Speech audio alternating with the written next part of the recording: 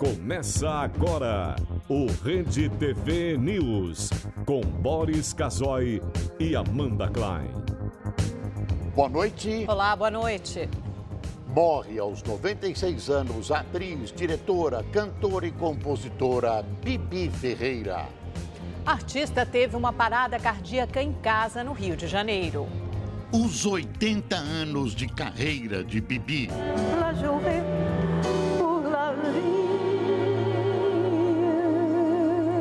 Artistas prestam homenagens à grande dama do teatro brasileiro. Era uma grande mestra de muitas gerações, vai continuar sendo a maior inspiração de todos nós de teatro, especialmente de teatro musical.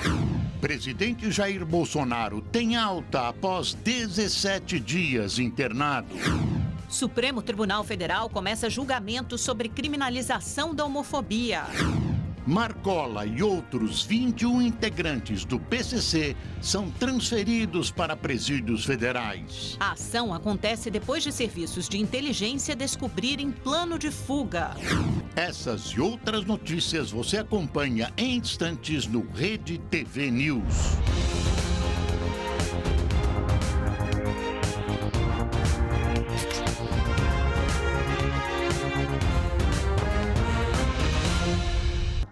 Depois de 17 dias internado, o presidente Jair Bolsonaro teve alta hoje e voltou ao Palácio da Alvorada, em Brasília. O presidente Jair Bolsonaro deixou o Hospital Albert Einstein, em São Paulo, no final da manhã. A saída do local foi registrada em foto. A imagem foi publicada no Twitter, juntamente com uma mensagem do presidente que diz: foram 3 cirurgias e mais de um mês no hospital nos últimos 5 meses. Finalmente deixamos em definitivo o risco de morte. Só tenho a agradecer a Deus e a todos por finalmente poder voltar a trabalhar em plena normalidade. O comboio seguiu direto para o aeroporto, onde o presidente embarcou com destino a Brasília.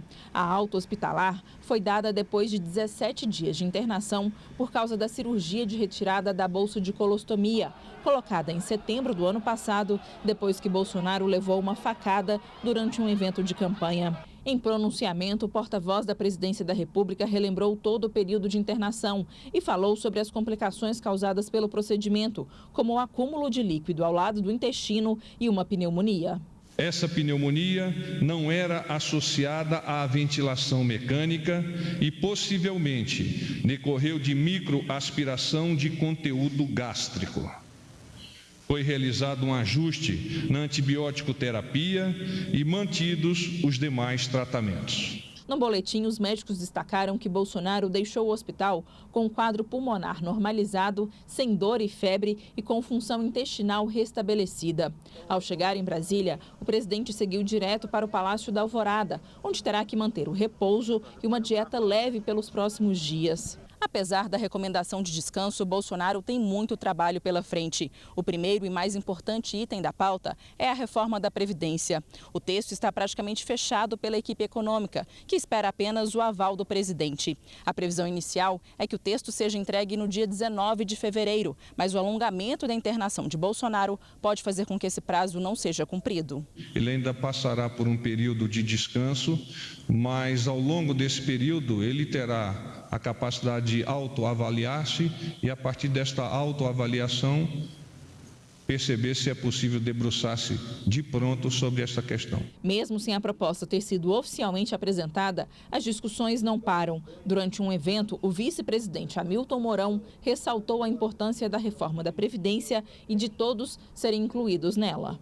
Uma coisa tem que ficar bem clara para todos, que se o governo não encarar essa questão de frente, em 2022, ele não faz mais nada.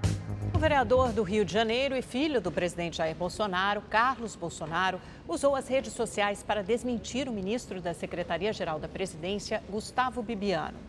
Segundo Carlos, o ministro, que foi coordenador da campanha de Bolsonaro e também era presidente do PSL, do partido de Bolsonaro na época, mentiu em uma entrevista ao dizer que conversou com o presidente Bolsonaro por 3 vezes ontem. Bibiano negou ser motivo de instabilidade do governo após reportagens relatarem a suposta existência de candidatos laranjas no PSL, justamente quando ele presidiu o partido durante a campanha. Carlos Bolsonaro chegou a divulgar um áudio em que o presidente diz ao ministro que está complicado conversar e que só falaria o estritamente necessário. Essa história, está claro, coloca muito provavelmente Bibiano, ministro da Secretaria-Geral da Presidência, na marca do pênalti. Será muito difícil, quase um milagre, se ele permanecer no ministério. Câmara dos Deputados criou uma CPI para investigar o rompimento da barragem em Brumadinho, Minas Gerais. A comissão deve ser instalada nos próximos dias. O pedido de abertura de CPI, protocolado pela deputada Joyce Hasselmann, do PSL de São Paulo, teve 194 assinaturas. Os deputados terão 4 meses para fazer apurações. Ontem, o Senado já havia aberto uma CPI para investigar a tragédia de Brumadinho.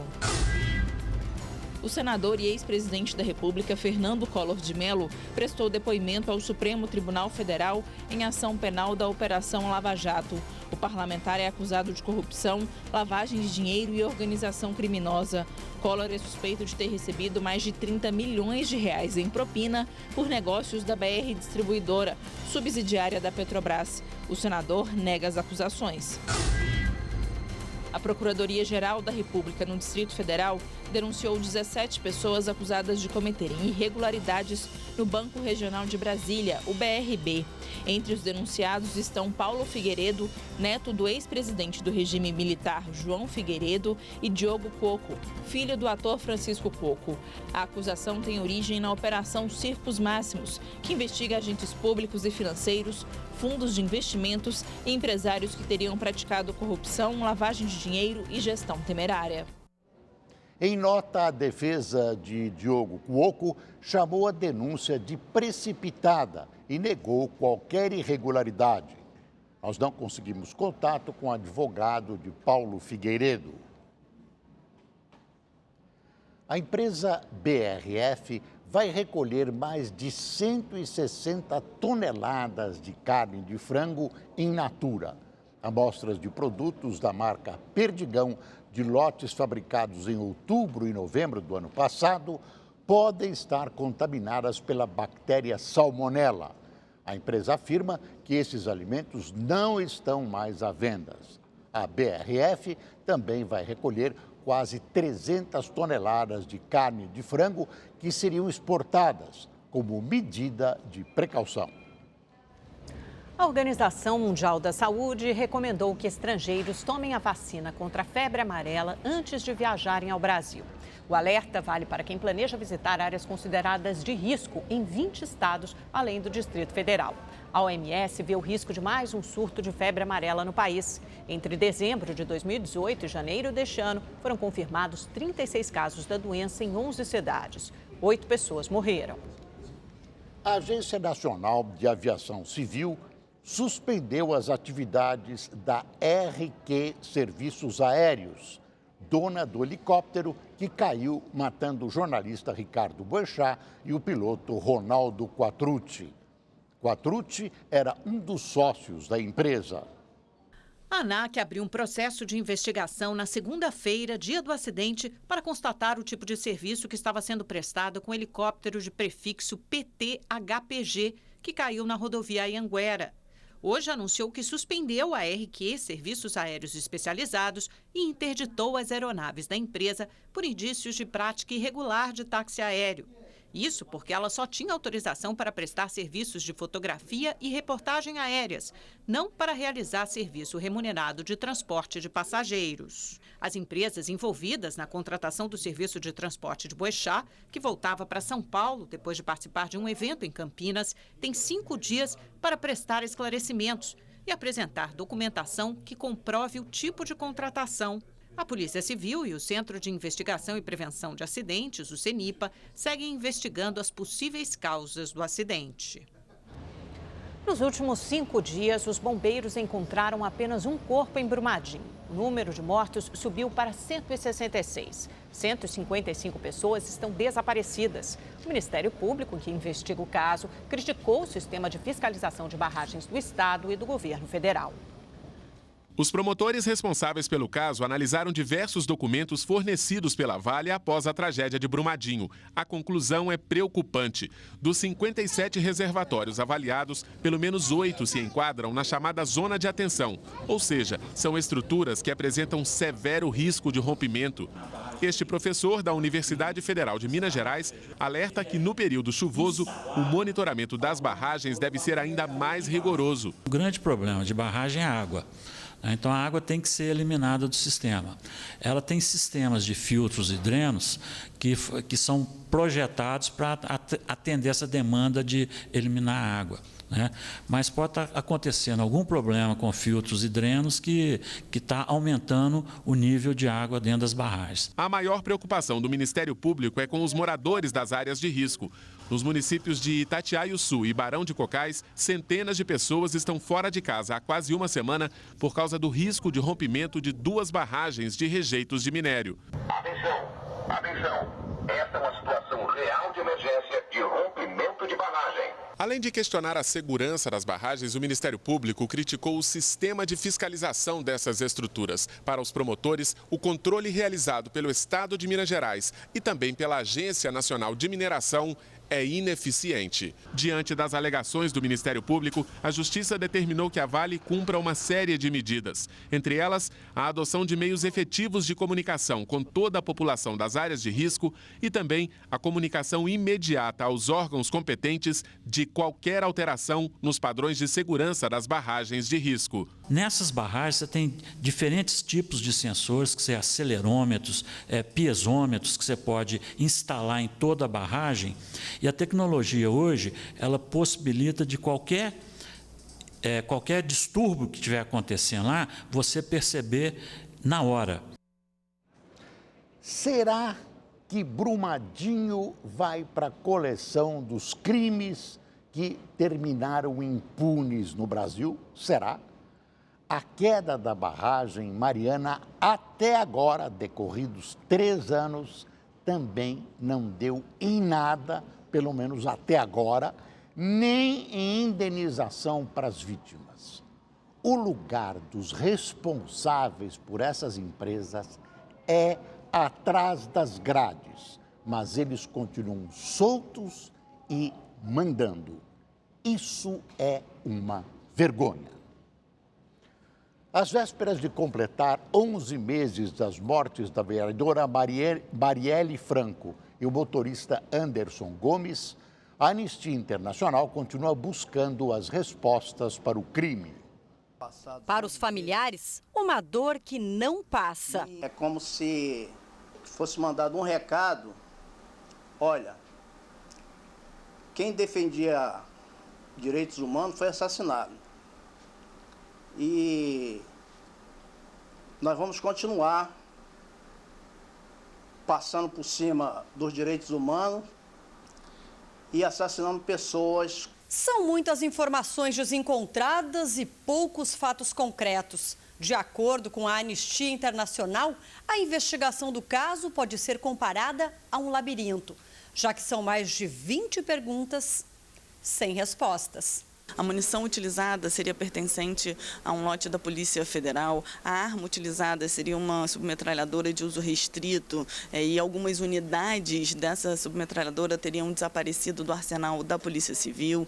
Existiriam possíveis negligências em relação ao raio-x, às perícias. Outra dúvida são as investigações da Polícia Federal, que começaram em novembro, quando se levantou a possibilidade de que um grupo estaria atrapalhando as investigações. Marielle Franco e o motorista Anderson Gomes foram assassinados a tiros no dia 14 de março de 2018, no bairro do Estácio, na região central do Rio. Marielle havia acabado de participar de um evento chamado Jovens Negras, movendo as estruturas, na Lapa. Os criminosos aguardaram a reunião acabar e a seguiram. 11 meses depois, a Anistia Internacional cobra mais transparência no caso. Muitas autoridades fizeram falas públicas há vários meses já sobre a possível conclusão das investigações. Entretanto, se passaram 11 meses e as investigações não foram concluídas. O avião caiu em cima de uma casa em Belém do Pará, deixando um morto e 2 feridos. 2 vítimas estavam dentro da aeronave e a terceira é um vigilante que estava na residência e teve apenas ferimentos leves. A aeronave de prefixo PTJIC decolou do Aeroclube com destino ao Aeroporto Internacional de Belém, que fica a uma distância aproximada de 3 quilômetros.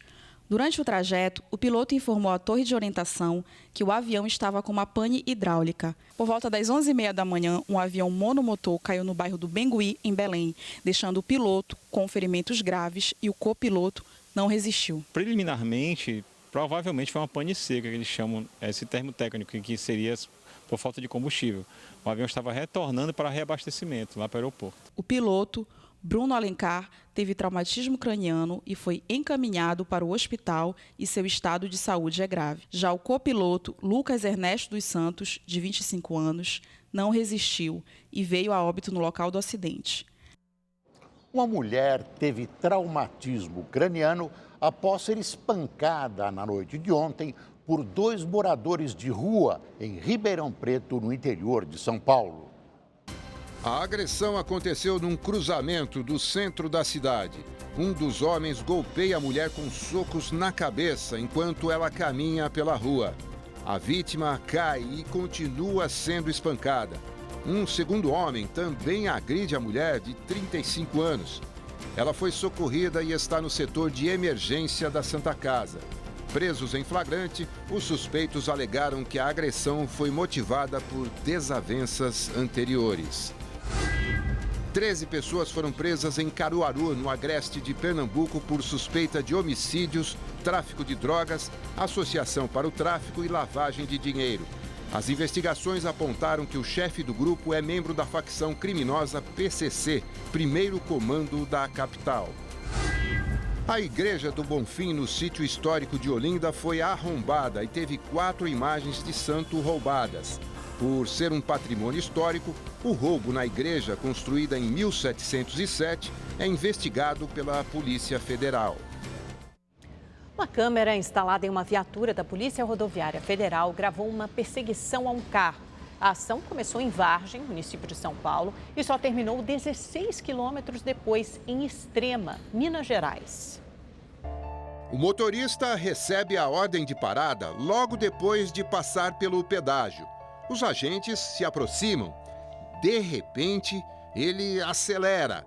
Os policiais vão atrás. O suspeito dirige em alta velocidade em meio a caminhões.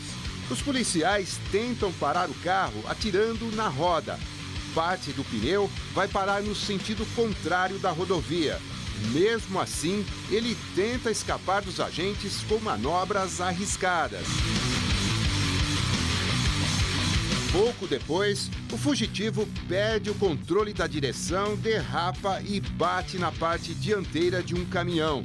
Ele ainda deixa o veículo e foge a pé. A mulher desce e se entrega. O motorista foi detido cerca de 500 metros adiante. O carro era roubado. O casal vai responder por desobediência, resistência, receptação e falsidade ideológica. Em Registro, no interior de São Paulo, um motorista atropelou e matou um cachorro de propósito. Uma câmera de segurança flagrou a pessoa jogando o carro em cima de 3 cães. O motorista não acerta, então ele vira o veículo e volta para tentar o atropelamento novamente. Desta vez, ele passa por cima de um dos animais, que fica caído no chão, enquanto o veículo vai embora sem parar. O cão morreu no local. Um inquérito foi aberto para apurar o caso e localizar o assassino. Abriu hoje ao público em São Paulo o espaço gratuito da Campus Party, uma das maiores feiras de tecnologia do país. Os organizadores esperam receber 120 mil visitantes nos 5 dias de evento.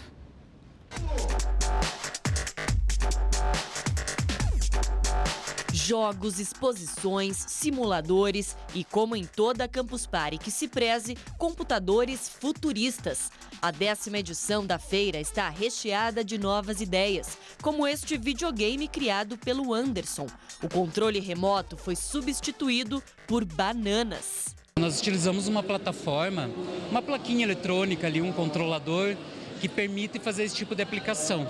Então ele permite que qualquer objeto orgânico, banana, maçã, uma fruta, outras pessoas, um animal, até mesmo água, dê comandos para um computador. A programação não para, vira a madrugada e atrai gente do Brasil todo. Primeira vez ela nos incentivou e nós viemos esse ano em uma caravana de 30 pessoas lá do Goiás.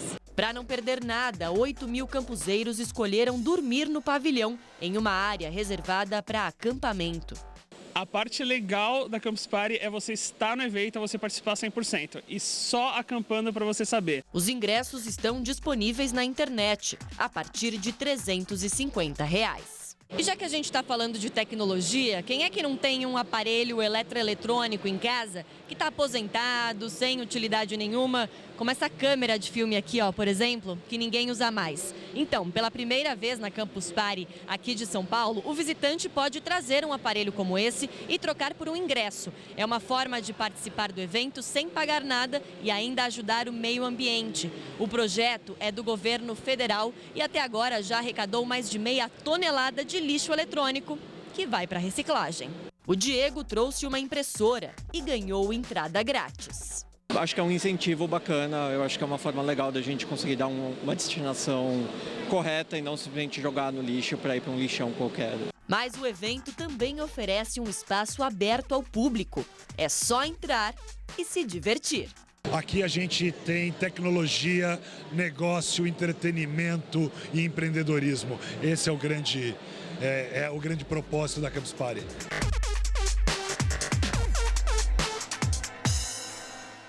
Vamos voltar a falar de política agora com o nosso comentarista Reinaldo Azevedo. Oi, Reinaldo, boa noite. Olha, tá chique hoje, gostei, hein, do look. Reinaldo, vamos falar sério agora. Por que você diz que o governo Bolsonaro precisa de um rearranjo político urgente?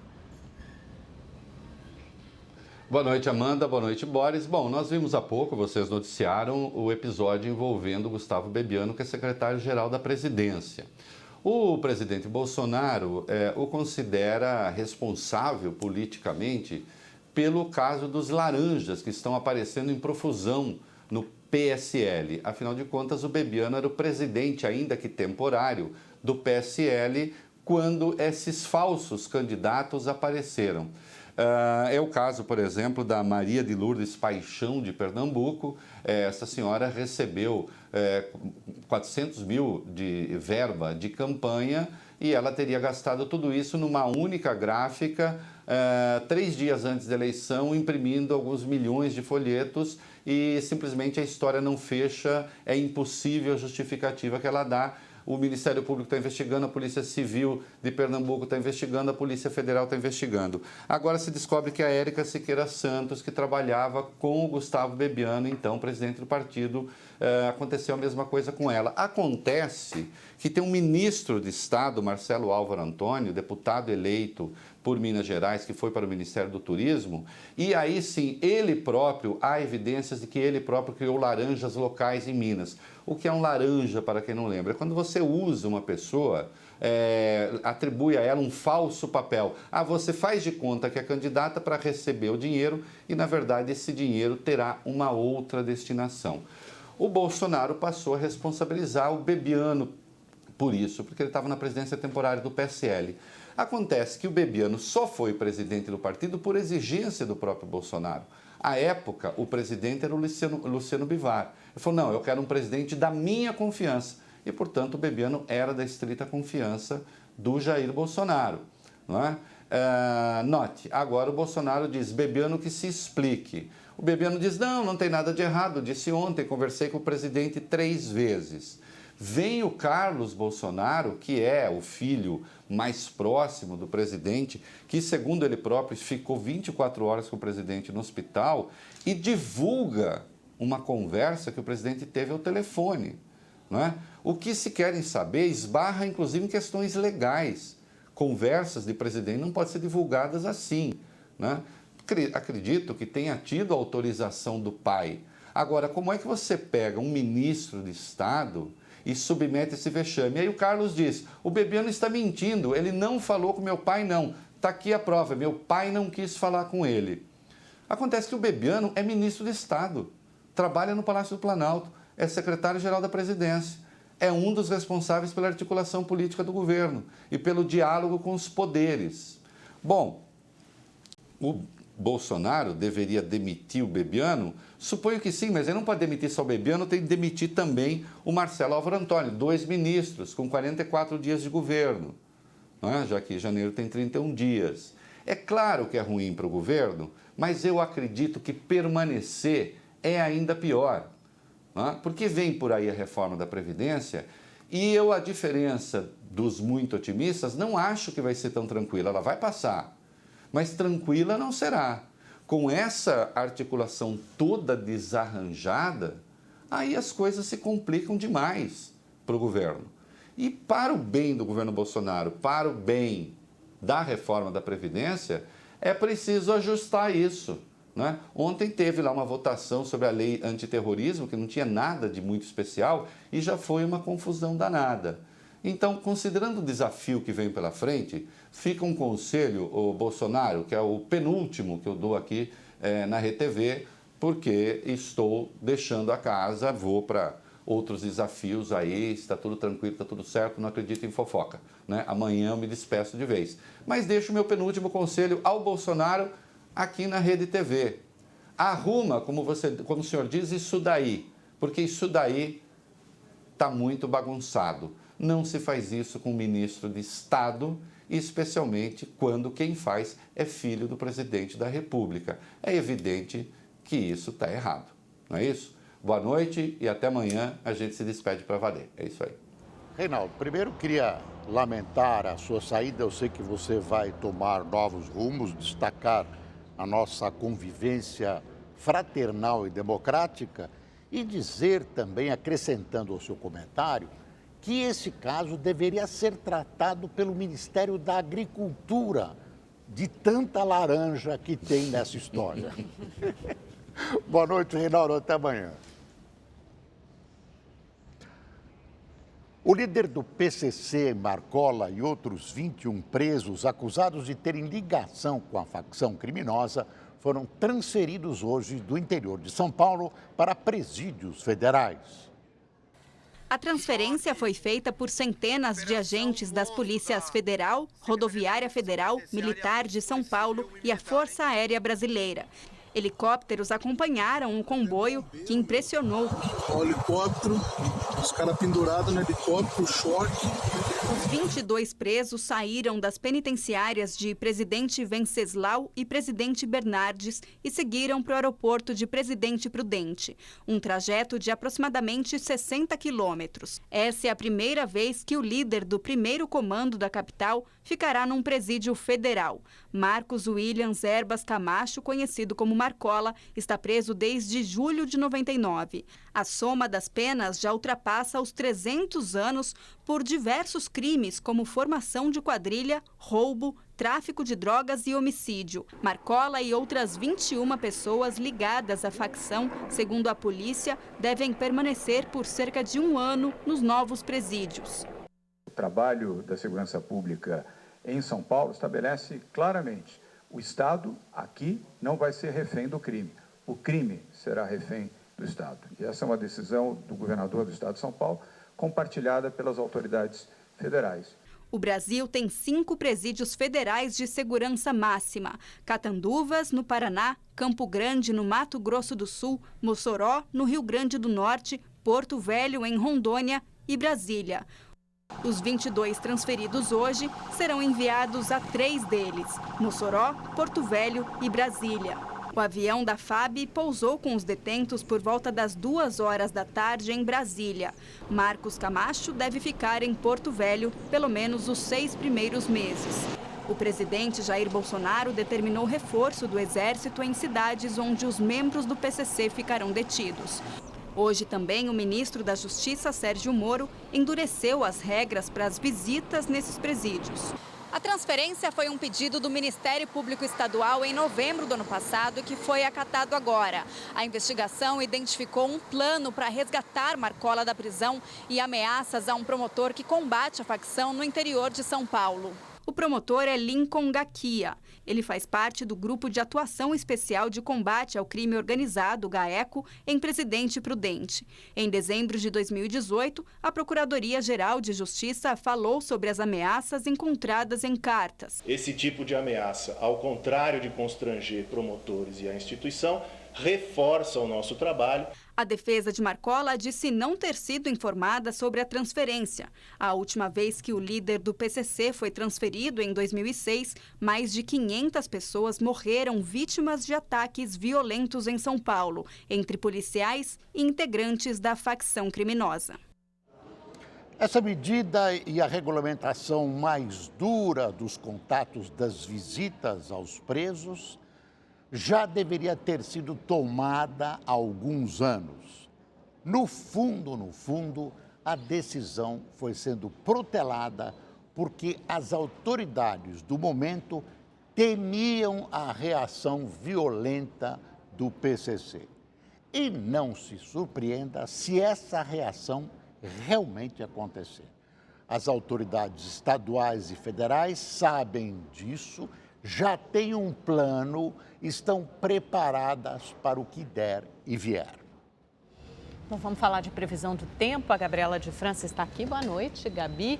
Quer dizer que, felizmente, choveu menos do que era esperado e previsto no Rio e em São Paulo. Isso mesmo, Amanda. A frente fria foi perdendo força aí no decorrer do caminho. Boa noite para você, para o Boris. Ótima noite para você que nos assiste. Olha, apesar disso, choveu forte em alguns locais aí do litoral norte de São Paulo e também no interior do Rio de Janeiro. Mas na capital fluminense, a chuva foi bem mais fraca do que a gente estava esperando. Mesmo assim, moradores da comunidade aí da Rocinha precisaram sair de casa por conta do risco de deslizamento. A forte chuva que começou na noite de ontem e se intensificou na madrugada causou novos transtornos para o carioca nesta quarta-feira em várias partes da cidade. Tinha entulho, moto pelo chão, caiu um muro assim numa casa. Aqui no valão, realmente, quando começa a chover, a água vem lá de cima, junto com os lixos que o pessoal joga, não colabora. Aí quando chega aqui no valão, aí começa a encher. Com medo de que se repetisse o que aconteceu na semana passada, quando 8 pessoas morreram em decorrência da tempestade que atingiu o estado, as aulas foram suspensas e os serviços operacionais reforçados. O Ministério Público conseguiu, junto à Justiça, que o governo e a Prefeitura façam vistorias e retirem os moradores de áreas na favela da Rocinha, na zona sul da cidade, onde há pedras que correm risco de deslizar nas encostas. Neste vídeo, um morador mostra uma pedra solta no alto da comunidade. Ele está solto e ele vai em direção à comunidade da Rocinha. Isso aqui é uma tragédia anunciada. O pessoal só falava que a pedra ia cair, não sei o que, ia vir muita chuva, né? Aí a gente fica com medo, né? Quem é que não fica? Pois é, e o alerta continua, viu, amanhã. A gente vê que o mapa do Sudeste tem previsão de chuva forte a partir da tarde em Minas Gerais. No Espírito Santo chove o dia todo, é bastante chuva. Na faixa leste de São Paulo o tempo continua bastante encoberto, com chuva fraca e isolada. E no Rio de Janeiro a chuva deve ser de fraca a moderada, mas mesmo assim, gente, tem risco ainda alto de deslizamento, porque o solo, principalmente nas áreas de encosta, está bastante encharcado. Na capital fluminense amanhã, portanto, nada de sol, o tempo continua fechado, com chance de chuva aí no decorrer do dia. E a máxima não passa dos 27 graus. Em Vitória, lá no Espírito Santo, chove o dia todo, é bastante chuva e a temperatura fica entre 25 e 32 graus. Agora a gente segue para São Luís, no Maranhão, lá no Nordeste do Brasil, onde a chuva deve ser forte amanhã, temporal mesmo, com máxima de 30 graus. Aliás, a chuva amanhã aumenta sobre todo o Nordeste do Brasil, mas principalmente nesta área em destaque do mapa, que vai de Alagoas até o Maranhão. Inclusive, hoje choveu bastante em João Pessoa, lá na Paraíba. A gente vai ver imagens aí, olha, em poucas horas choveu o volume de chuva esperado aí para todo o mês. Com isso, as ruas ficaram alagadas. Algumas pessoas utilizaram um caiaque para se locomover. E aí, gente, uma cratera se abriu no meio da rua depois da chuva e esse carro acabou caindo, olha só. Bom, tem previsão de chuva forte amanhã também em áreas do leste do Mato Grosso, no Mato Grosso do Sul, ou seja, a chuva vai se espalhar amanhã e por todo o Brasil. Praticamente as temperaturas ficam mais amenas no centro-sul. Na capital paulista, tempo encoberto e sensação de friozinho ainda, viu? Mínima de 17 graus e não passa dos 23 graus, temperatura bem abaixo aí da média para o mês de fevereiro, que costuma ser mais quentinho, né, Amanda? Mas agora tá fresco. Obrigada, vai continuar Gabi. assim. Até amanhã, gente. Tchau, tchau.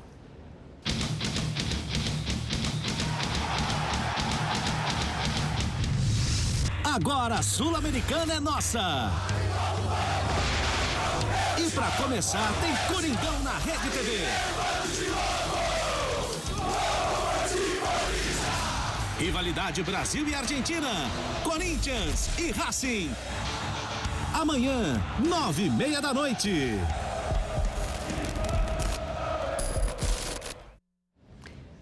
E de volta à política e à justiça, o Supremo Tribunal Federal começou a julgar a criminalização da homofobia e transfobia. De Brasília, a repórter Renata Teodoro acompanhou essa sessão e tem mais informações. Oi, Renata, boa noite. Já acabaram os trabalhos por aí ou a sessão continua? Não, já sim, já acabou, Amanda. Boa noite para você, para o Boris e para todo mundo que está acompanhando a gente. Bom, o Supremo, Amanda, ele começou a julgar hoje 2 ações relacionadas à homofobia e à transfobia. A primeira delas foi protocolada em 2013 pelo Partido Popular Socialista, que pede que o Supremo declare a omissão do Congresso por não elaborar uma lei criminal que puna atos de homofobia e transfobia. Essa ação está sob a relatoria do ministro decano aqui da Corte, Edson Fachin. Já a segunda ação, ela foi protocolada em 2015 pela Associação Brasileira de Gays, Lésbicas e Transgêneros, que pede o reconhecimento de atos de homofobia e transfobia como racismo. Essa ação está com a relatoria do ministro Edson Fachin. E os 2 processos, eles foram julgados, começaram a ser julgados hoje aqui, então, pelo plenário da Corte em conjunto, e tanto a Câmara como o Senado se manifestaram e negaram essas omissões, bem como também o impedimento ao exercício dos direitos à liberdade e à igualdade das pessoas LGBT. A Advocacia Geral da União também se manifestou contra o Supremo julgar esse tipo de ação, porque entendeu que cabe ao Congresso decidir pela criminalização da homofobia e da transfobia. E hoje, aqui na sessão, mais de 10 entidades, tanto contra como a favor a criminalização, estiveram presentes, para poder participar desse debate jurídico. São os chamados amigos da Corte, e pela quantidade de manifestações, o presidente Dias Toffoli decidiu retomar o julgamento amanhã com os votos dos relatores, ministro Edson Fachin e Celso de Mello. Renata Teodoro, ao vivo de Brasília, para o Rede TV News.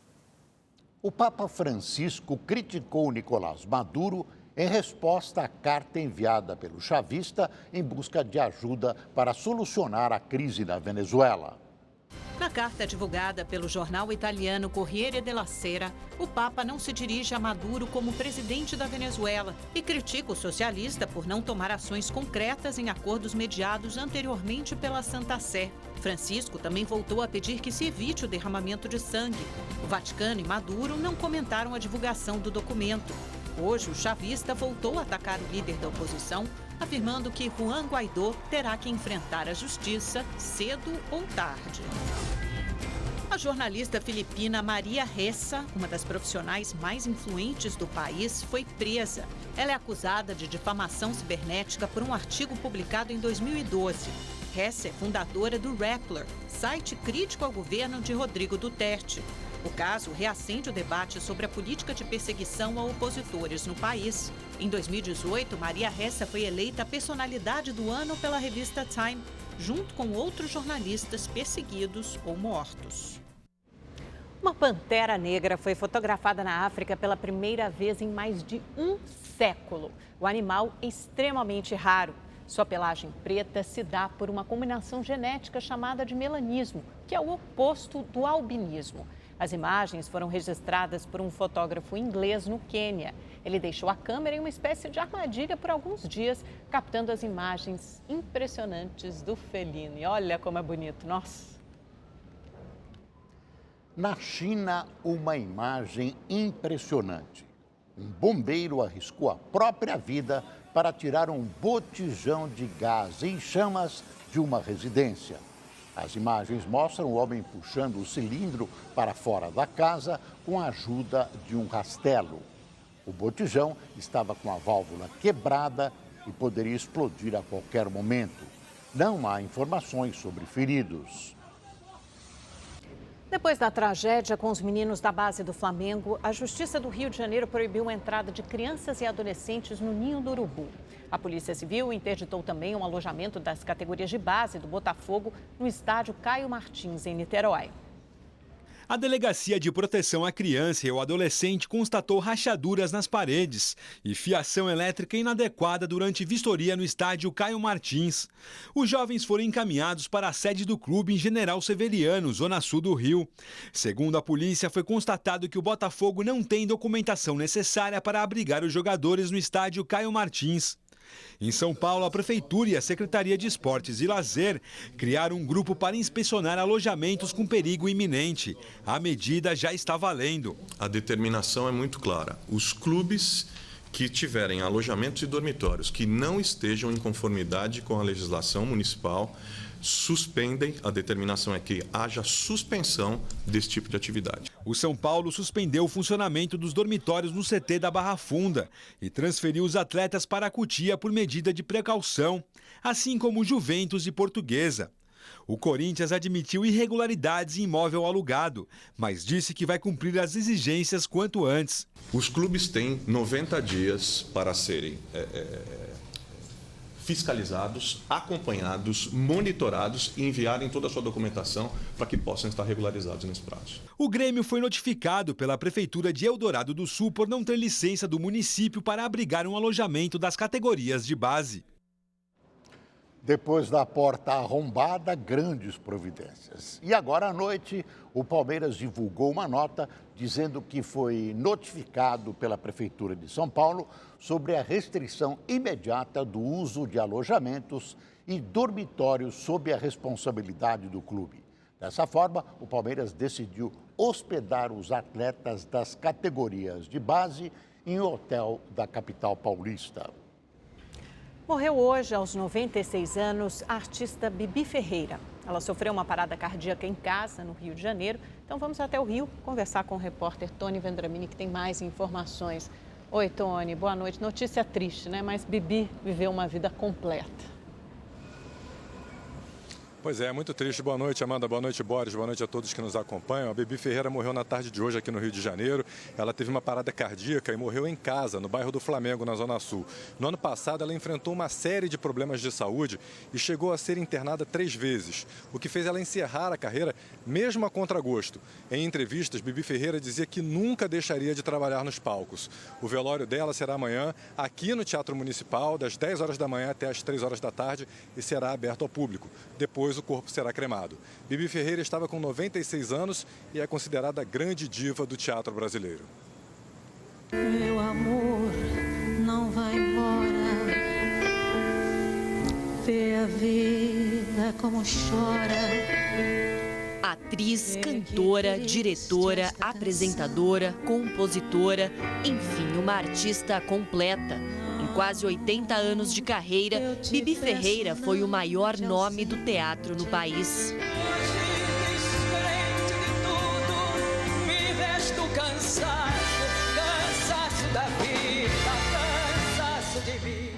Bibi é a própria história da arte cênica brasileira, um talento que veio do berço. Filha da bailarina espanhola Aida Izquierdo e do ator Procópio Ferreira, Abigail Izquierdo Ferreira nasceu em 1º de julho de 1922. A estreia na vida artística aconteceu com apenas 24 dias de vida, substituindo uma boneca no circo que havia sumido no cenário. Com 19, debutava nos palcos. Com 23, já tinha a própria companhia teatral. Na década de 60, chegou ao topo com o musical My Fair Lady, ao lado de outra lenda, Paulo Autran. Ela também impressionou as plateias ao interpretar com perfeição a cantora francesa Edith Piaf.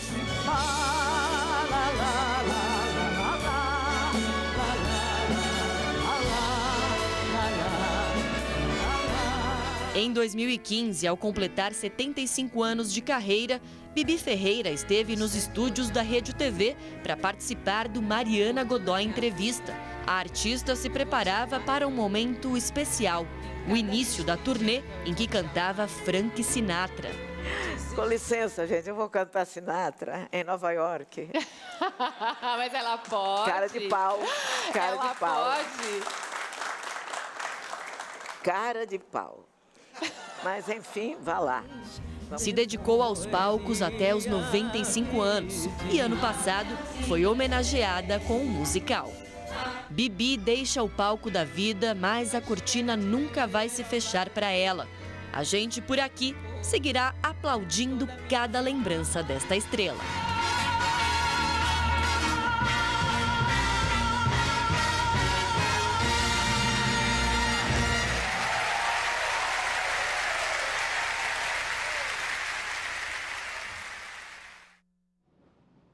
Familiares e famosos prestaram as homenagens para esse grande nome da arte, também pela internet.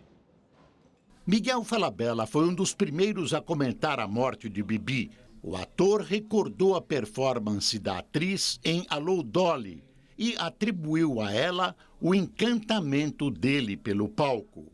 A cantora Elza Soares também usou o Instagram e lamentou a morte da diva teatral. O ator Lúcio Mauro Filho lembrou que Bibi é o símbolo da profissão do artista. Zezé Mota se emocionou ao escrever sobre a convivência com Bibi. A atriz Amanda Costa, que interpretou a grande dama do teatro no musical Bibi, foi uma delas. Ela pôde atingir muita gente de uma vez só, né? Que acho que a gente tem esse privilégio na nossa arte, que é de poder atingir muita gente, assim. Assim como o ator Eduardo Martini. Eu acho que hoje é um dia de muita reflexão, não é de tristeza, porque uma mulher que viveu 96 anos, com 77 anos dedicadas à arte, ao teatro, é um presente para nós. Alessandra Maestrini, atriz que apresenta o prêmio Bibi Ferreira, se comoveu ao falar da amiga. Bibi Ferreira mudou a história cultural do país. Ela mudou a história do empoderamento feminino com a sua arte e trajetória. Era uma grande mestra de muitas gerações, vai continuar sendo a maior inspiração de todos nós de teatro, especialmente de teatro musical. Logo após a morte de Bibi, a única filha dela, Tina Ferreira, falou com jornalistas e contou que o palco era o lugar preferido da mãe. Como também uma outra frase muito bonita que ele dizia, no palco é o momento que eu não sou atingida por nada, é o meu momento que eu me encontro com Deus. Bibi foi um marco dos palcos brasileiros. Decidiu há pouco tempo encerrar a sua carreira ainda em plena forma. Profissional zelosa, detalhista e competente, ela pode ser considerada uma das mais longevas artistas da história. A perfeição de suas performances muitas vezes surpreendia. Por exemplo, quando interpretou Piaf, muita gente viu em Bibi uma médium que no palco incorporava a grande cantora francesa. A NASA anunciou o fim das atividades do robô que descobriu as primeiras evidências de existência de água em Marte. A Agência Espacial Americana perdeu contato com a sonda em junho do ano passado, após uma forte tempestade de poeira. Desde então, foram mais de 800 tentativas de recuperar a conexão. A última foi ontem, sem sucesso. Inicialmente, os cientistas previam que a missão durasse apenas 3 meses, mas o sucesso da exploração fez o robô passar 15 anos no planeta vermelho. E se você perdeu algum momento do Rede TV News ou então quiser assistir novamente, basta se inscrever no canal da Rede TV no YouTube. Uma ótima noite para você. Boa noite e até amanhã.